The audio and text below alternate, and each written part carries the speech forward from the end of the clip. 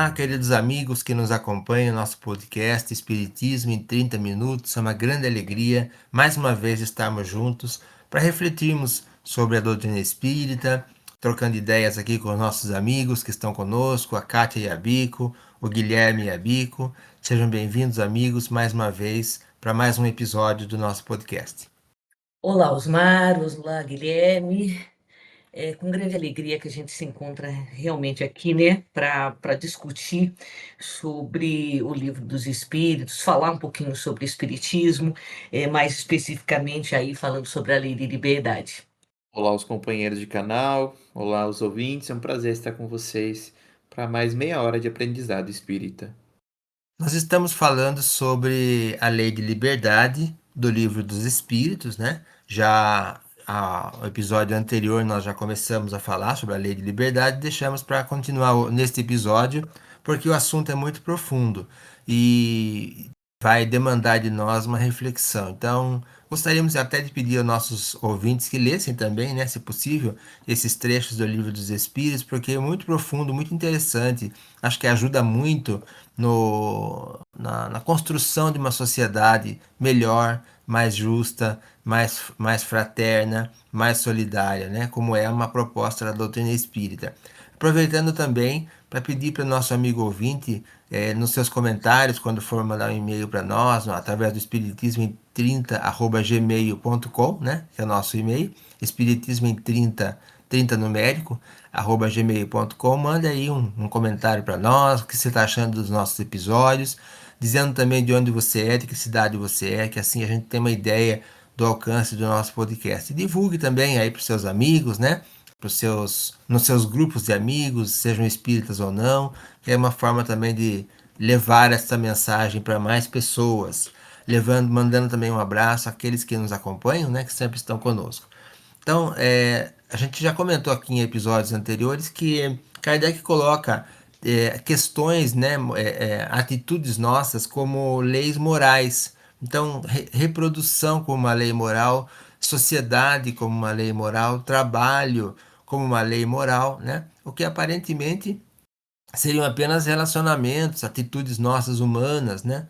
Mas olhando do ponto de vista doutrinário, espiritual, nós somos espíritos. Então, tudo que tem a ver com a nossa atitude tem que passar por uma orientação moral, né? Então, tudo que nós fazemos, encarnados ou desencarnados, deve estar controlado, não é a palavra, né? Mas orientado por leis morais. Por isso, a liberdade também é uma lei moral. Interessante, né? A liberdade ser uma lei moral. Porque essa nossa liberdade, a gente já falou isso no episódio anterior, ela é vinculada à responsabilidade.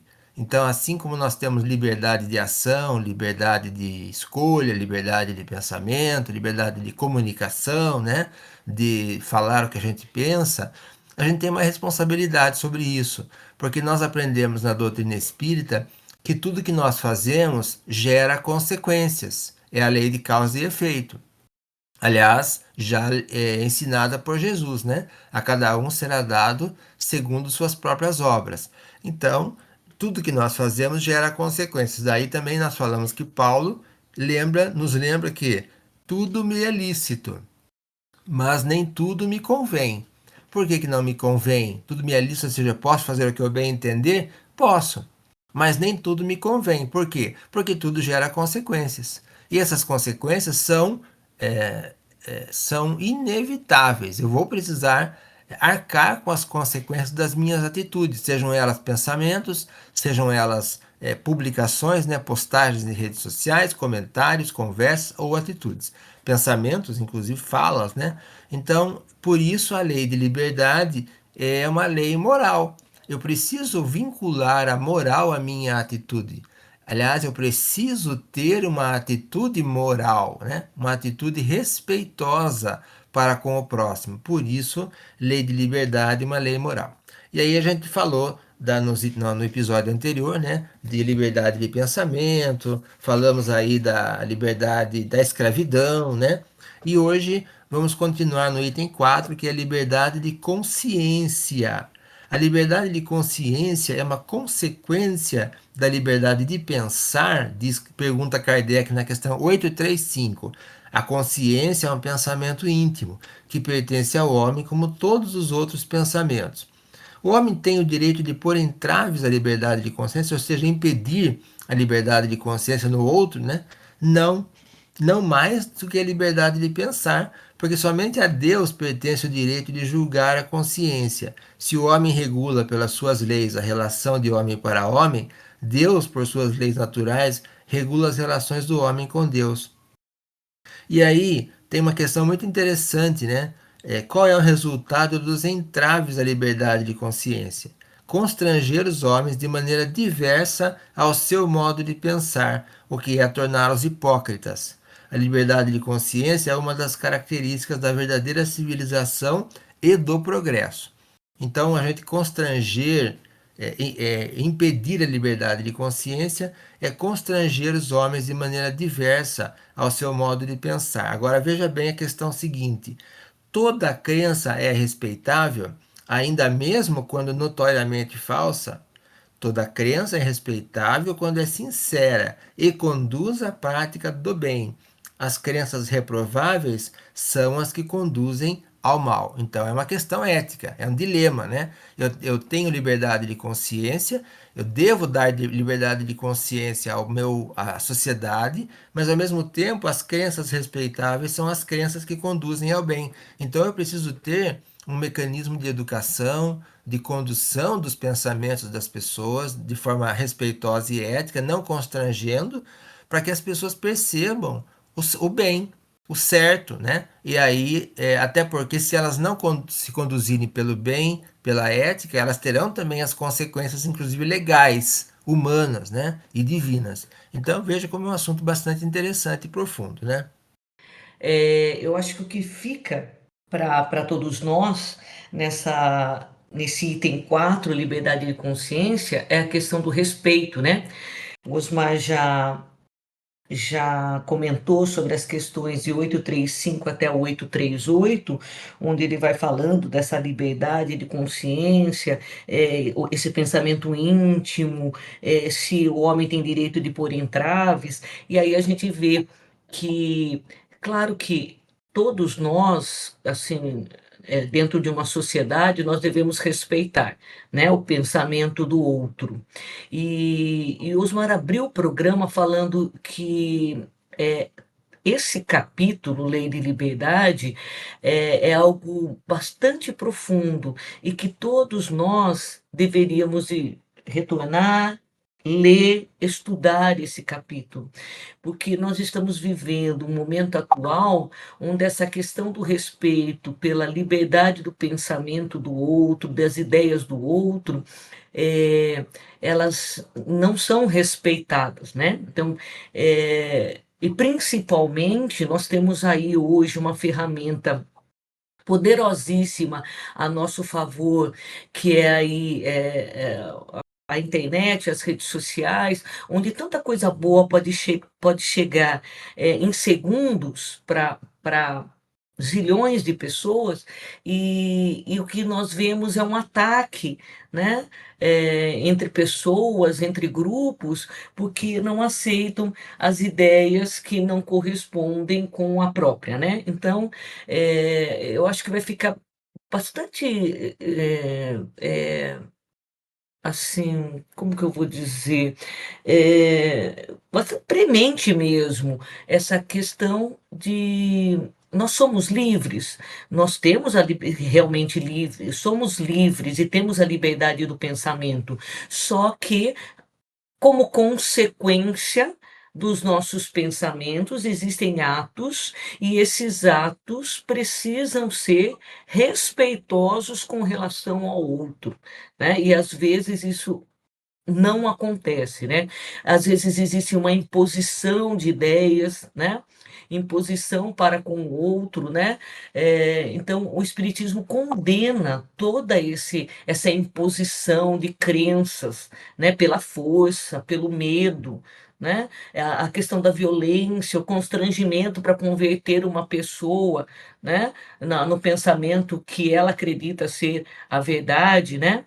ter uma tolerância religiosa, é, não só religiosa, mas todo tipo de tolerância, porque se Kardec coloca como uma lei moral, e hoje eu estava ouvindo assim, o que vem nós falamos tanto de viver como espírito, o que é viver como espírito? Né? Parece assim, que as pessoas hoje vivem como um corpo, né? Eu estou aqui no planeta Terra, vou aproveitar tudo porque eu sou livre. Não, viver como espírito é assim, se caracterizar, né? Se mostrar diante dessa lei moral, mostrar o que eu sou diante dessa lei moral. Por isso que a gente fala assim, que eu tenho que viver alinhada com essas leis.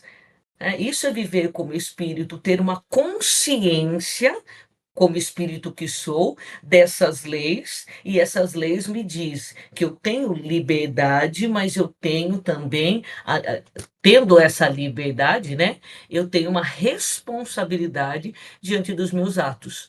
Né? Então, é um constante exame de consciência comigo mesmo, não é para com o outro, é um constante é, exame de consciência para comigo, verificar de que forma eu estou agindo. Eu só serei realmente livre quando eu estiver agindo no bem.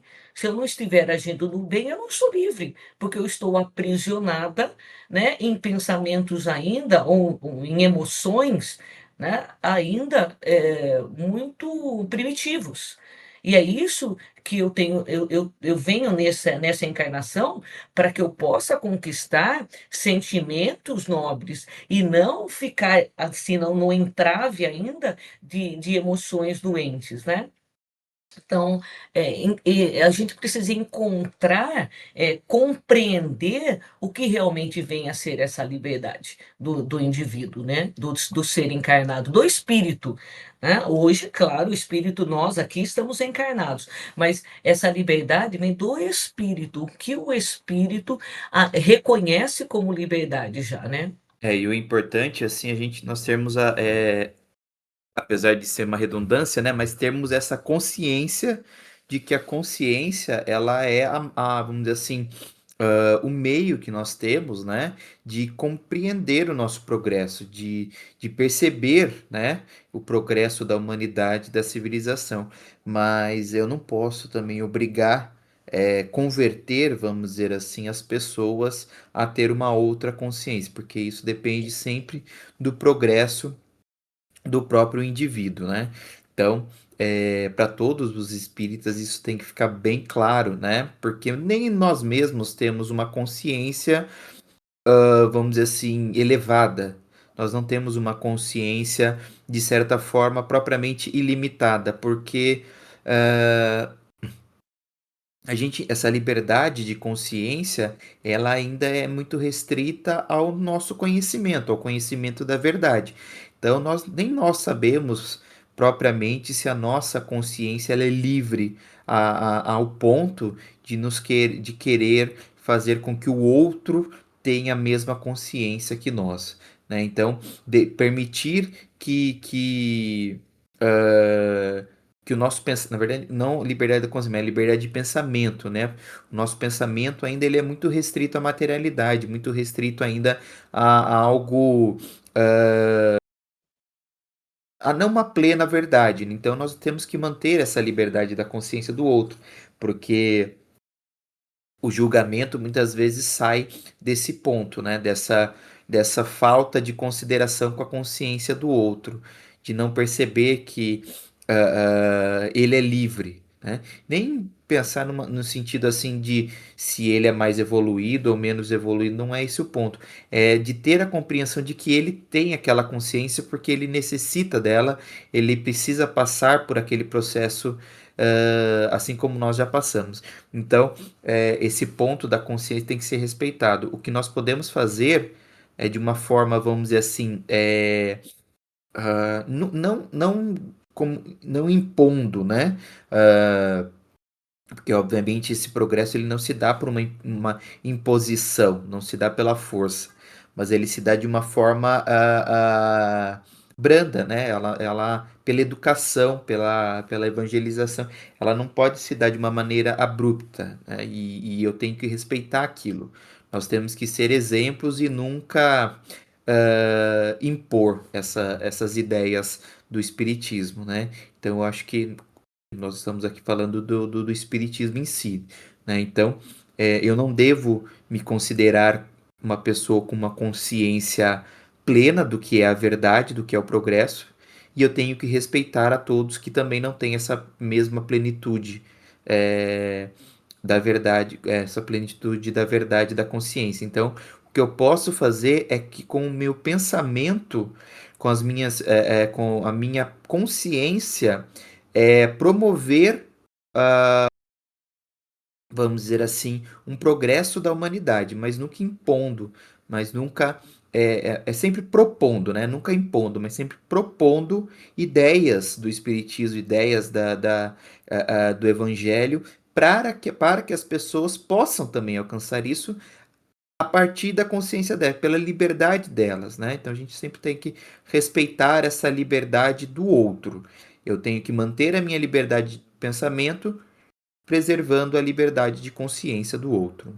É um assunto bem interessante porque é uma orientação, né, que os espíritos nos dão de relacionamento, de atitudes em relação ao próximo, em relação, por exemplo, às religiões e às crenças políticas, que eu acho que também encaixa muito nesse tema, né? Então, por exemplo, somos repreensíveis por escandalizar em sua crença aquele que não pensa como nós, ou seja, criticar, ridicularizar, né, perseguir ou mesmo até matar, prender aqueles que não pensam como nós, isso é faltar com a caridade e atentar contra a liberdade de pensamento. Então, é falta de caridade você ridicularizar, criticar ou perseguir alguém porque pensa de forma diferente de nós. Até porque cada um tem uma experiência espiritual, tem uma história, né? Tem um tempo de vivência espiritual. Então, claro que cada um vai ter um pensamento diferente do outro, é óbvio, porque cada um tem a sua maturidade, né? Então, eu preciso respeitar esse pensamento, até porque o nosso também melhora, muda, né?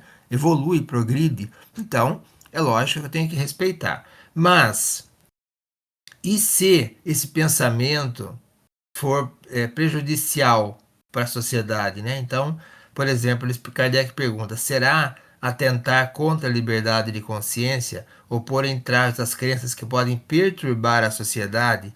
Então, nós tivemos na história da humanidade vários pensamentos que perturbavam a sociedade, né? Então, por exemplo, a perseguição à ciência, até hoje, né? A crítica ou a desvalorização ou a perseguição, a ridicularização de pensamentos científicos ou de pensamentos também que segregam, né, achando que um povo é melhor que outro, né? Já tivemos isso também num passado recente, na Segunda Guerra Mundial, pensamento de que um povo é melhor que outro, então eu tenho o direito de perseguir e matar aqueles que são diferentes de mim.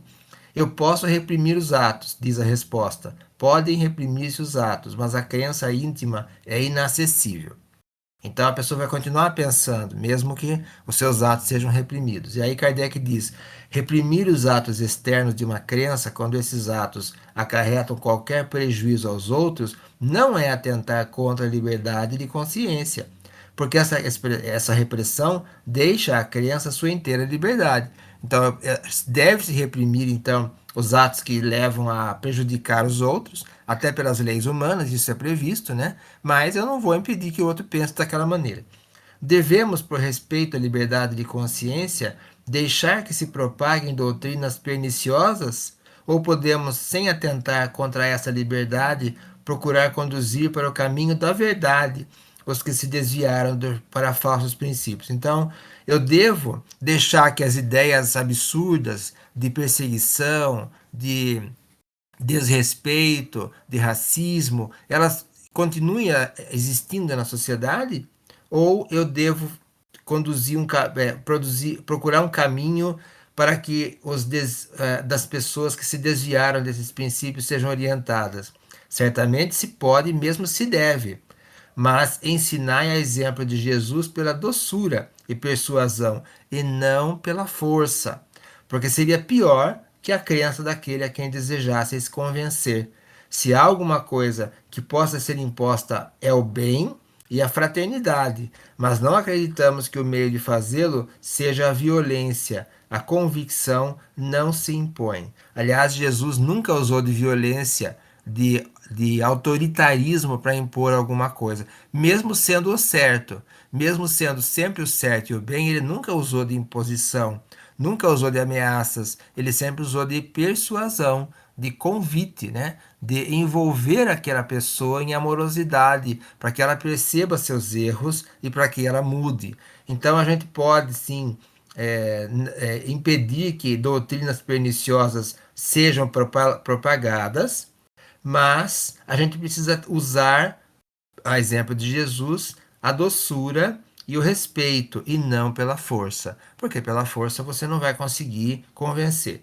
Como todas as doutrinas têm a pretensão de ser a única expressão da verdade, por que sinais podemos reconhecer a que tem o direito de se apresentar como tal? Então, qual é a doutrina melhor, respondendo, né, para nós? Qual é a ideia melhor? Qual é a melhor ideia social, política, religiosa, né, de relacionamentos, de leis?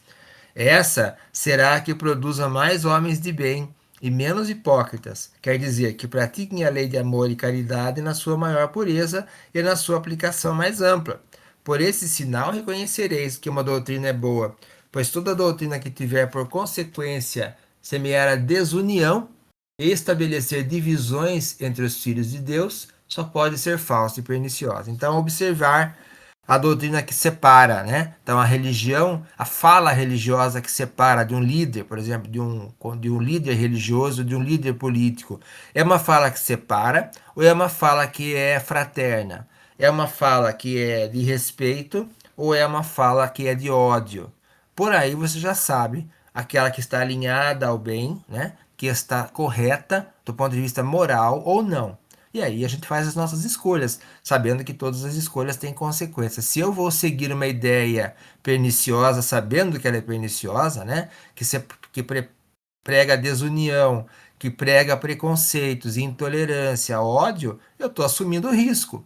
Eu estou seguindo uma ideia que vai afetar e prejudicar o próximo. Eu estou assumindo o risco das consequências disso, inclusive das leis humanas, né? E também dentro da minha própria consciência das consequências de uma escolha que é equivocada, porque não está batendo lá com os ensinos de Jesus, que é de amor e de caridade. Então, prestar muita atenção, né? Porque nas entrelinhas hoje, as falas das pessoas podem levar a isso, né? Então, as falas das pessoas, dos líderes, sejam eles políticos, religiosos, econômicos, culturais, sociais, artísticos, elas podem levar a isso. E a gente acaba caindo porque ele vem embalado, como se fosse um presente, numa ideia muito bonita. Mas nas entrelinhas se percebe que ali tem uma intolerância, tem um desrespeito, tem ódio, tem ideias preconceituosas, né? Que são incompatíveis com os ensinos de Jesus. Então, já diz Jesus, né? Haverá falsos cristos e falsos profetas. Então preste atenção, porque esses falsos cristos e falsos profetas, eles não vêm escrito na testa. Ele vem embalado como se fosse o certo, como se fosse o correto, né? E a gente cai muitas vezes naquele discurso bonito, só que na prática é ao contrário. Ou mesmo com discurso que já vem de ódio mesmo, já vem de agressividade e bate com aquilo que a gente pensa, que é de ódio e agressividade, né? Só que daí também tem a consequência que é dor. Se eu vou pregar ódio e intolerância, eu preciso respeitar, pensar que isso vai gerar para mim sofrimentos futuros. E uma coisa assim que é muito interessante é que a gente também, mesmo tendo a consciência, né, de que muitas coisas do que dizem, do que fazem não são, é, como é muita hipocrisia, né? Nós não podemos combater em um estado de querer controlar ou impor as nossas ideias. Nós temos que saber também, como o Osmar falou, da brandura, da persuasão, saber, né, propor essas ideias. Aqui o que nos falta muitas vezes é essa questão da proposição, né? A gente não sabe propor as nossas ideias, a gente não sabe como propagar as ideias do evangelho, porque muitas vezes nós estamos presos ainda numa consciência muito materializada, numa consciência ainda muito imediata, né? Porque muitas vezes nós queremos um resultado muito imediato das nossas ideias, da ideia que a gente quer propor, e não reflete isso no futuro. Então, eu acho que a gente precisa ter, primeiramente, em nossa consciência, né, que isso é algo para o futuro, é o processo do progresso, né, e que nós temos que ter em mente que o nosso papel aqui, né, é propor o evangelho, é propor a pedagogia espírita, é propor o ensinamento de Jesus através de maneiras onde a nossa a nossa oratória, a nossa persuasão seja mais forte, e principalmente não apenas nessa relação da palavra, né, mas também porque persuasão não é apenas na palavra, mas é também nos nossos exemplos, né, porque persuadir a pessoa com palavra muitas vezes fica só como uma hipocrisia, mas é importante a gente também ter através do exemplo, persuadir as pessoas através do exemplo. E não é uma persuasão no sentido de querer é, apenas enganar, né? Porque às vezes persuasão parece que a gente está querendo enganar as pessoas. Mas não é isso. É a gente também saber dar o exemplo, persuadir através do exemplo, né? A palavra convence, mas o exemplo arrasta. E é isso que a gente, para muitos espíritas, para nós espíritas, né? Numa maneira geral, para nós o que falta muitas vezes é essa relação do exemplo, o arrasto, convencimento, vamos dizer assim, né, fica antes e mais importante do que o arrasto, né? A gente tenta muito mais pela palavra e não pelo exemplo. Eu acho que fica aqui para nós encerrarmos o programa a questão da responsabilidade, né? Porque nós somos livres para fazer escolhas, né? Mas nós somos inteiramente responsáveis pelas consequências das nossas escolhas. Então, pensar que nós não somos vítimas e nem um destino, porque quando as dores decorrem de decisões mal tomadas no nosso presente ou em vidas passadas, né? Aí é que nós vamos entender qual foi a nossa a escolha feita por nós. Se foi uma escolha feita no bem ou se foi uma escolha tomada no caminho do mal, das injustiças, das recompensas, né? Esperando recompensa. Então, fica aqui terminando o nosso programa, a questão da responsabilidade. Nós somos responsáveis pelas escolhas que fazemos agora no presente, e nós construímos o nosso futuro. Então, escolhas bem feitas agora promovem um futuro melhor, não só para mim, mas para mim e para toda a humanidade. Como cristãos que somos, né? Seguidores de Jesus e buscando sempre conhecer, entender as falas de Jesus, é nossa responsabilidade também entender e o que ele está querendo nos dizer em relação ao nosso relacionamento com o próximo, à sociedade de forma geral, e aplicar esse ensinamento no nosso dia a dia. Ser cristão não é só a religiosidade em si, mas é a conduta no dia a dia. Então, para nós espíritas, o mais importante é a conduta de transformação, de respeito ao próximo. E isso envolve também respeitar as crenças, respeitar, mas também pautar e pontuar quando essa crença é perniciosa e corrigir sempre que possível, né? E que em nós, dentro de nós e nas nossas redes sociais, no nosso relacionamento, a gente sempre ter a conduta coerente com a fala. E isso, conduta e fala coerente com Jesus, que é de respeito, que é de amorosidade, que é de fraternidade. Só isso realmente constrói, porque a mensagem de Jesus tem 2000 anos e continua cada vez mais forte. Então, ela é a verdade, né? Só essa verdade constrói um futuro melhor para todos nós. Chegamos então ao término do nosso episódio de hoje. Queremos agradecer muito a presença conosco da Kátia Yabico, do Guilherme Yabico, você que nos acompanhou em mais este episódio, mande sua mensagem para nós pelo nosso e-mail espiritismoem30@gmail.com. Compartilhe nossos vídeos, curta nossos episódios, né, através do Spotify, através do YouTube, que assim você também estará divulgando esta mensagem. Um abraço a todos e até nossos próximos episódios. Tchau!